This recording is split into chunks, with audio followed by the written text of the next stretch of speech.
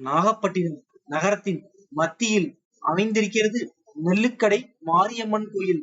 உலக புகழ்பெற்ற இந்த கோயிலில் அருள்மிகு நெல்லுக்கடை மாரியம்மன் அருள்பாலிக்கிறார். இந்த கோயிலின் தல வரலாறு சுவாரஸ்யமானது. பல நூறு ஆண்டுகளுக்கு முன்பு ஒரு வேப்ப மரமும் அதனடியில் புற்று ஒன்றும் இருந்ததாம். அதன் அருகே ஒரு நபர் நெல்லுக்கடை வைத்திருந்தார். ஒரு நாள் மஞ்சள் ஆடை அணிந்த பெண் ஒருத்தி வந்து தனக்கு நெல் வேண்டும் என கேட்க, கடை உள்ளே நுழைந்த கடைக்காரர் நெல்லை அளந்து எடுத்துக்கொண்டு திரும்பி பார்க்கையில் அந்த பெண் மறைந்து விட்டாள். இதனால் அதிர்ச்சி அடைந்த கடைக்காரர் அந்த பெண்ணை மறுபடியும் பார்க்க ஆசை கொண்டாராம்.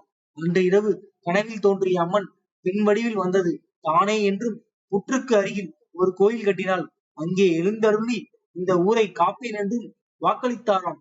அதை ஊர் மக்களிடம் தெரிவித்தார் நெல்கடைக்காரர். ஊர் மக்களும் அதை ஏற்று அதே இடத்தில் கோவில் அமைத்து அம்மனை நெல்லுக்கடை மாரியம்மனாக வழிபடத் தொடங்கினர். நெல்லுக்கடை மாரியம்மன் கோவிலில் சித்திரை திருவிழாவையொட்டி தேரோட்டத்துடன் கூடிய செடில் உற்சவம் வெகு விமர்சையாக நடக்கும்.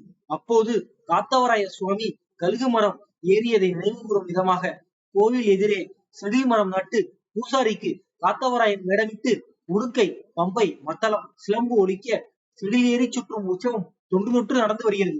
மகப்பேறு வேண்டி அம்மன் அருள் பெற்றோர் நேர்த்திக்கடனாக தங்கள் குழந்தைகளை செடில் உற்சவத்தில் பங்கேற்க செய்கிறார்கள்.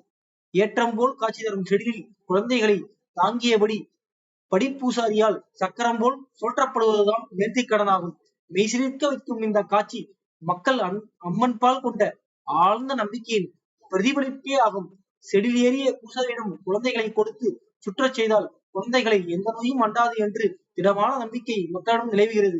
நெல்லுக்கடை மாரியம்மன் கோயில் நடக்கும் இந்த செடில் உற்சவத்தில் ஆண்டுதோறும் 5000க்கும் மேற்பட்ட குழந்தைகளை கொண்டு செடில் சுற்றப்படும். அப்போது பல்வேறு பகுதிகளில் இருந்து சாதி மத பேதமின்றி பக்தர்கள் நீண்ட வரிசையில் காத்திருந்து குழந்தைகளை செடிலேற்றி வைத்து தங்களது நேர்த்திக் கடனை செலுத்தி வருகின்றனர். இப்படி பங்கேற்ற குழந்தைகளின் எண்ணிக்கையோ லட்சக்கணக்கில் உள்ளதாம். வழக்கம் போல நம்ம சேனலை சப்ஸ்கிரைப் பண்ணீங்க. தினமும் யாத்திரை உங்களுக்காக. நன்றி, வணக்கம்.